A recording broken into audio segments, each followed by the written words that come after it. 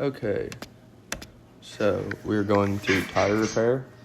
Here's me spraying the tire with soapy water to find the leak. As you can see, it starts bubbling.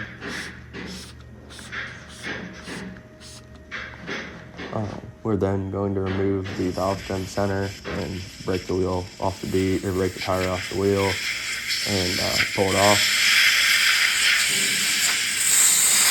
And here's me removing the tire and getting it up on the stand to repair it.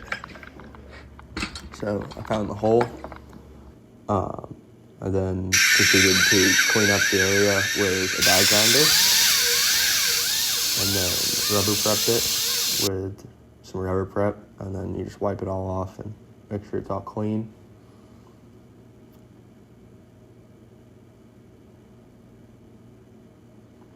And then we're going to pick the right size patch, and you want to use enough of a patch to cover the hole that you, or the repair, but not so big that it's just obnoxious. And then we're going to apply the rubber cement, or the vulcanizing rubber compound.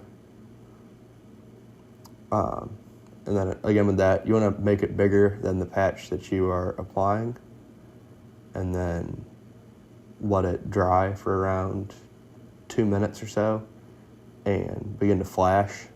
As you can see here, before flash, and then after it's flashed, it kind of gets a little bit matte finish.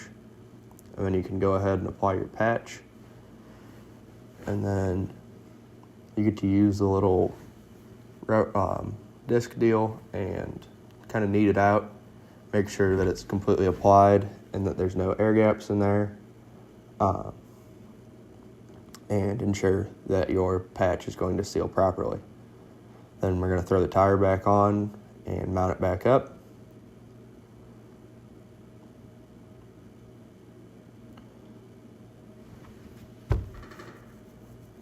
And as you can see, it is taking air.